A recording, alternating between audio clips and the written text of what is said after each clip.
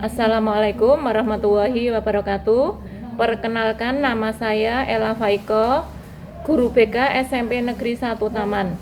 Saya telah mengikuti guru belajar AKM atau Asesmen Kompetensi Minimal, yang mana setelah mengikuti pembelajaran tersebut harus mengimbaskan kepada teman. Di sini saya akan mengimbaskan mengenai tujuan asesmen nasional. Dulu sekolah mengadakan ujian nasional, namun sekarang diubah dengan asesmen nasional. Mengapa diubah? Di sini ada tujuannya. Tujuan perubahan ujian nasional ke asesmen nasional yaitu merupakan upaya untuk memperbaiki kualitas pendidikan nasional secara menyeluruh. Asesmen nasional dirancang untuk menghasilkan informasi akurat untuk memperbaiki kualitas belajar mengajar. Adapun tujuan AN yaitu yang pertama menginformasikan untuk memantau satu, perkembangan mutu dari waktu ke waktu. Di sini mutu sekolah dari waktu ke waktu itu bisa dilihat dengan adanya AN. Yang kedua, menghindari adanya kesenjangan antar bagian di dalam sistem pendidikan. Di sini misalnya kesenjangan antara kelompok sosial ekonomi di satuan wilayah antara sekolah negeri dan swasta. Jadi diharapkan antara sosial ekonomi yang ekonomi lemah dengan yang ekonomi tinggi tidak ada kesenjangan. Diharapkan dengan adanya AN yang akan terlihat adalah kualitas daripada hasil belajar tersebut. Juga antara sekolah negeri dan swasta tidak ada kesenjangan. Tujuan AN yang kedua yaitu untuk menunjukkan apa yang seharusnya menjadi tujuan utama sekolah, yaitu pengembangan kompetensi dan karakter siswa. Pengembangan kompetensi itu ada dua, yaitu kompetensi kecakapan hidup abad 21 dan kompetensi profil pelajar Pancasila. Sedangkan di sini karakter siswa itu nanti akan dilihat melalui survei karakter, yang mana survei karakter itu akan mengukur sikap, nilai, keyakinan dan kebiasaan yang mencerminkan karakter siswa. Sedangkan tujuan yang ketiga daripada AN yaitu akan memberi gambaran tentang karakteristik esensial sebuah sekolah yang efektif untuk mencapai tujuan utama tersebut. Jadi dengan adanya AN nanti sekolah akan bisa mencapai visinya dengan mudah.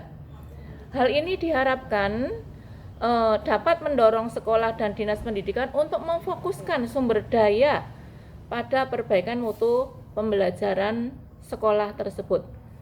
Demikian yang saya sampaikan dari pengimbasan setelah saya mengikuti guru belajar AKM, Asesmen Kompetensi Minimal. Terima kasih, saya akhiri. Wassalamualaikum warahmatullahi wabarakatuh. Bismillahirrahmanirrahim. Assalamualaikum warahmatullahi wabarakatuh. Salam sehat dan ceria untuk rekan-rekan guru seluruh Indonesia, terutama guru di Pemalang, Kecamatan Taman. Perkenalkan, saya Ibu Kuspaini dari SMP Negeri 1 Taman, ingin mengulas kembali mengenai materi yang telah kita pelajari, tentunya para guru pelajari sebelumnya di portal Kemendikbud ya. Di portal Kemendikbud ada guru belajar dengan programnya dari Kemendikbud, yaitu asesmen kompetensi minimal atau yang kita sering kenal dengan AKM. Nah, sebelum kita membahas lebih jauh, pasti para teman-teman atau rekan-rekan itu ada yang sudah membacanya, ada yang bahkan sudah mengikuti pelatihannya, ada juga yang mungkin dengan kesibukannya belum mengetahui bagaimana sih pelatihan AKM itu di portal Kemendikbud. Nah, untuk itu kali ini saya bersama rekan-rekan yang lain akan menjelaskan ulang bagaimana atau apa sih itu AKM itu. Nah, sekarang sebelum kita melangkah lebih jauh, saya akan menjelaskan tentang kompetensi siswa. Nah, bagaimana dari asesmen AKM ini itu tercetus dari kompetensi siswa. Nah, setiap siswa itu kan pasti dia punya kompetensi ya.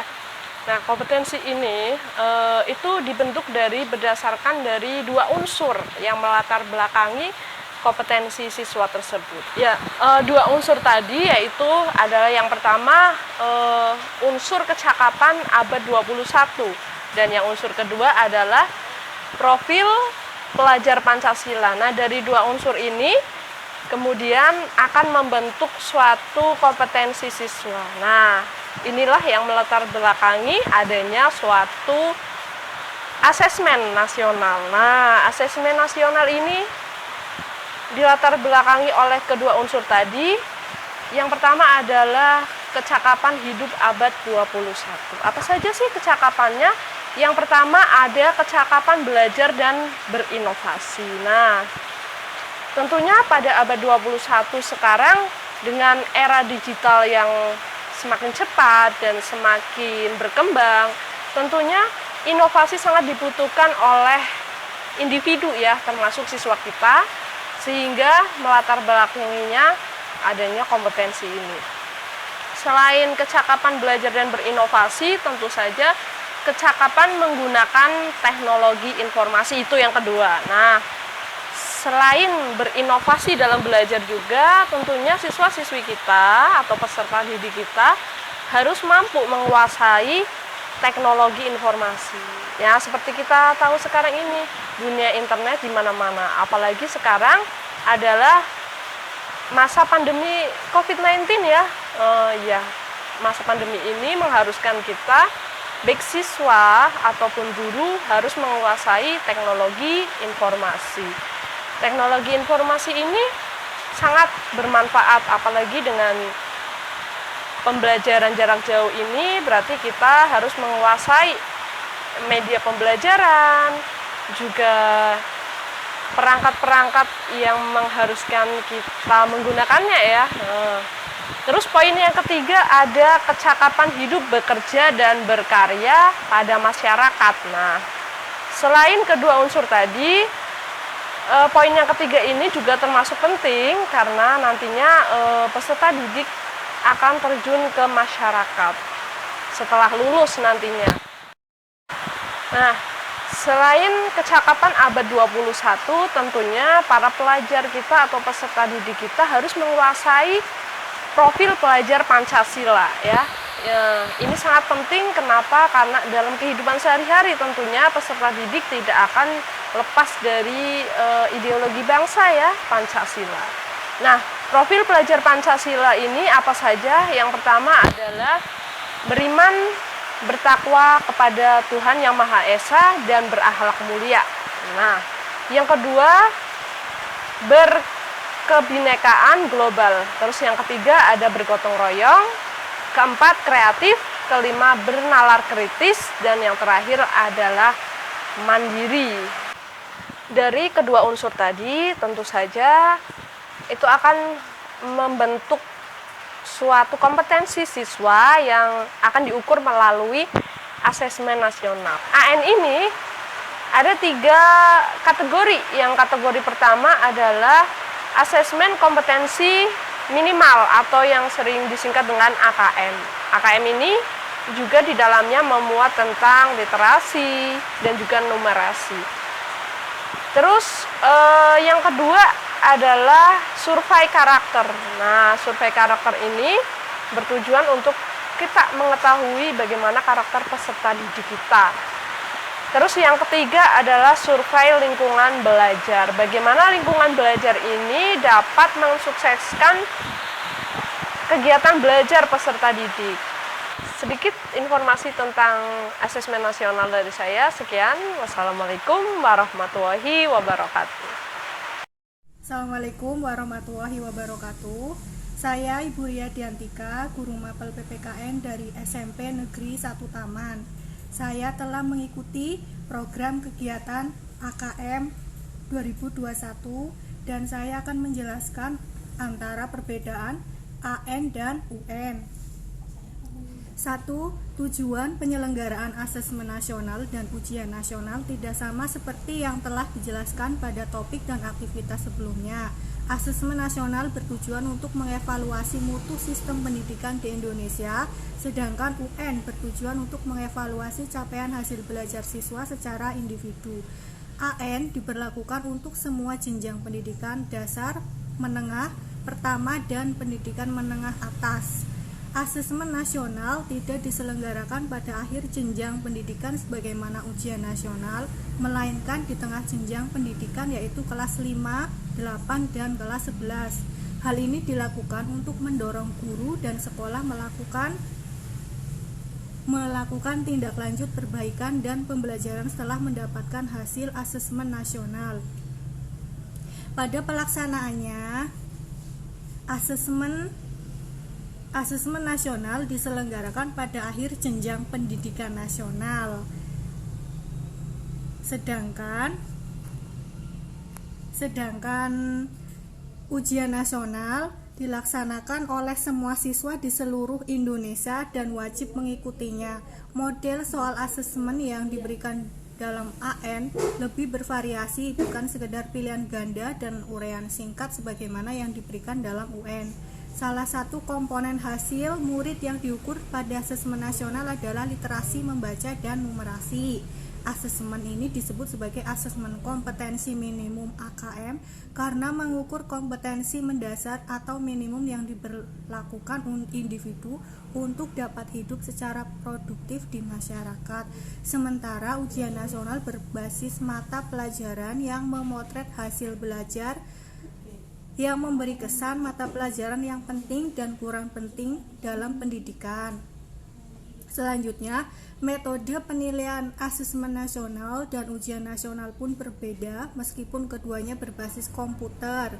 Asesmen nasional menggunakan metode penilaian Computerized Multistage Adaptive Testing atau biasa disingkat MSAT, yaitu metode penilaian yang mengadopsi tes adaptif, di mana setiap siswa dapat melakukan tes sesuai level kompetensinya. Berikut adalah perbedaan antara asesmen nasional dan ujian nasional.